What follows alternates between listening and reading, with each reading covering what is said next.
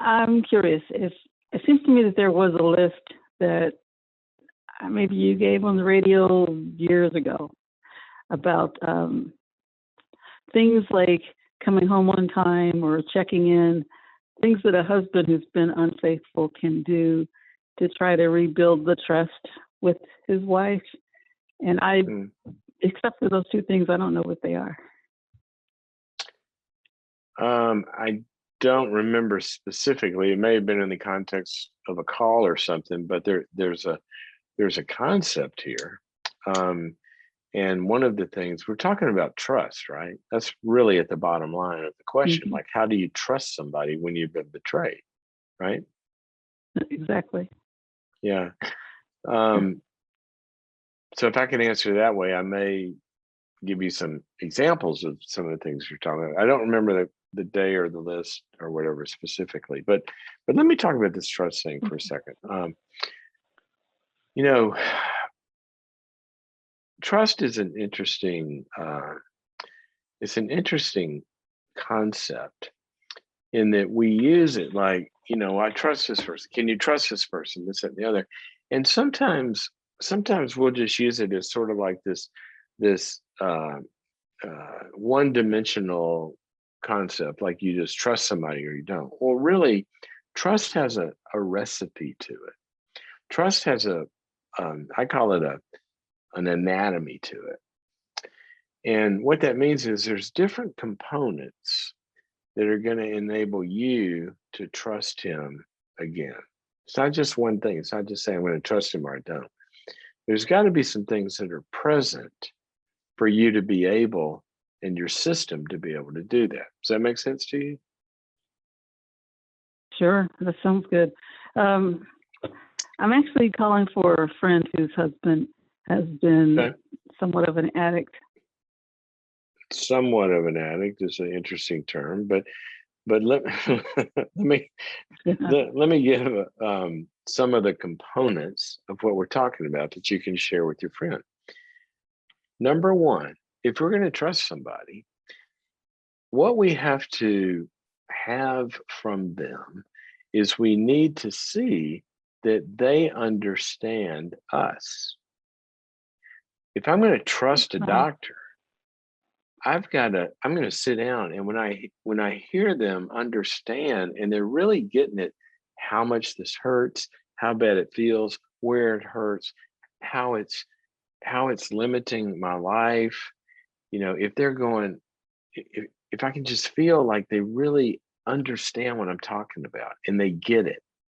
See, if a unfaithful partner really listens and understands how much that has hurt his wife, what it did to her, how it destroys every bit of trust in her, every bit of her heart.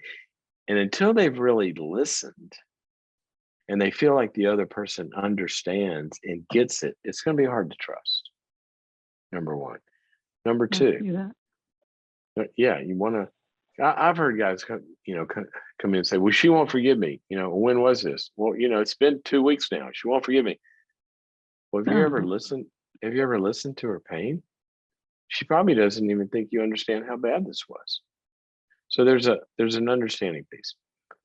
Number two, there's a motive piece. See, when somebody's unfaithful, their motive is basically, their intent is basically to just serve themselves. They're for their own gratification. That's all they care about is themselves.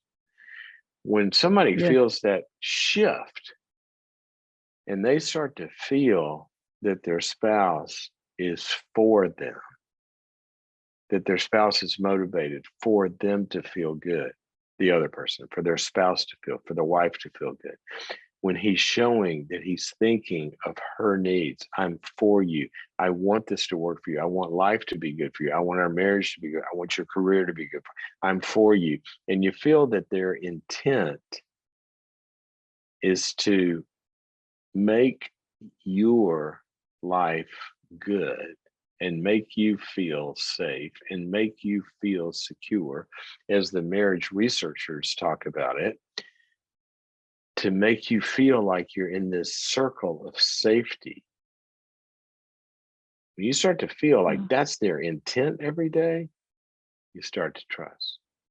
Third thing, when you start to feel like their character is displaying trustworthy components, like they're not only honest, honesty is the foundation, but they're not only honest, but they're diligent, they're responsible, they follow through on what they say they're going to do for you, they're compassionate. You start to look at what kind of character are they displaying?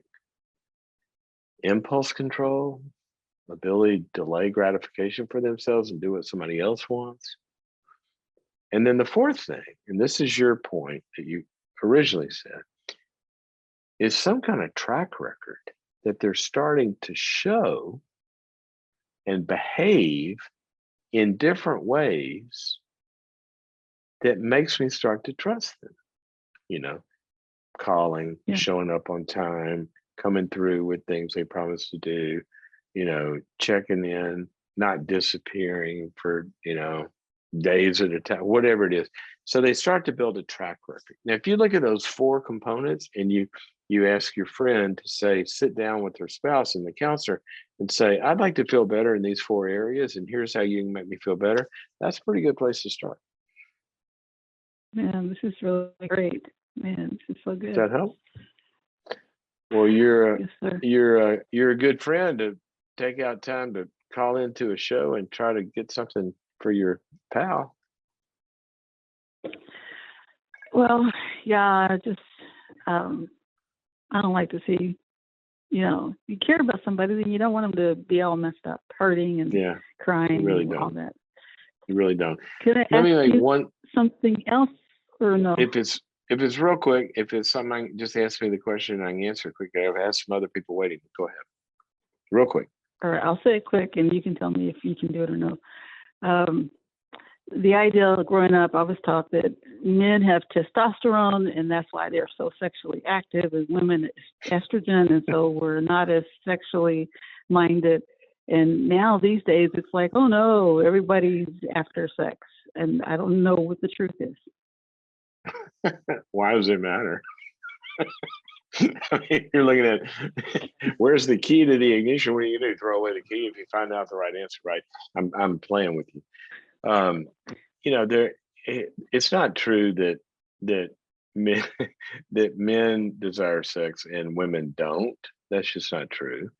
I mean, we know they're biologically similar and they're biologically different. We know that's true.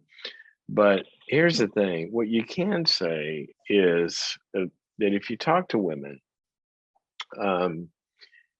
that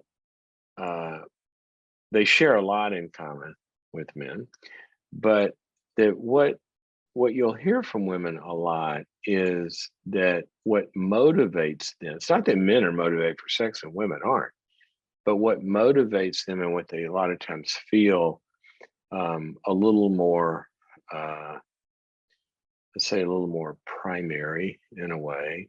Now, I know there's men and women that feel both these things on both sides, so don't write me any letters about that.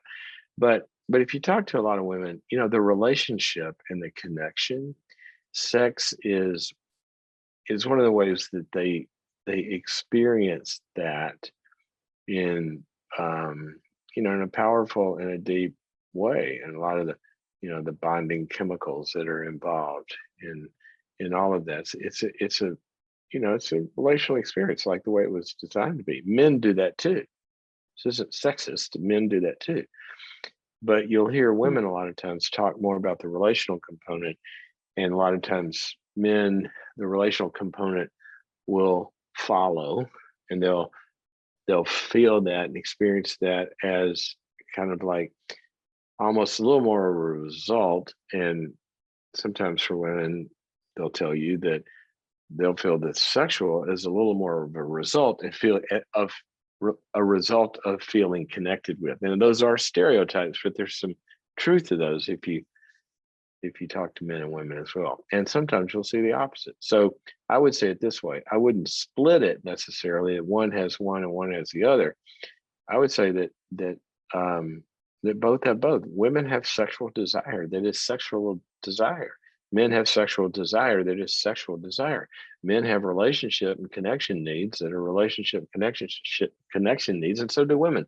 And so what becomes primary also gets a lot into people's experiences and their histories and their fears and their conflicts, and sometimes even you take a lot of men who have sexual addiction, for example. They've kind of closed the door on letting themselves realize that they need relational connection, and they try to sublimate all that into momentary, sexual stuff. So it's kind of a both and, but that's a lot of what drives it. And also, I mean, I could go on and on. We need to do a sex show one night. We talked about Dr. We're gonna do it at night so the kids aren't awake, and call it Dr. Cloud After Dark. So if there's a desire for the Dr. Cloud After Dark show, we'll do that sometime. But anyway, you've got performance motivations, you've got conquering motivations, you've got expressive motivations, you've got creative motivations, you've got medicinal motivations. Sometimes people use sex to medicate themselves. There's a lot that goes into the motivations of sex. So I don't know if that answers it, but men and women both like it when it's good. How about that?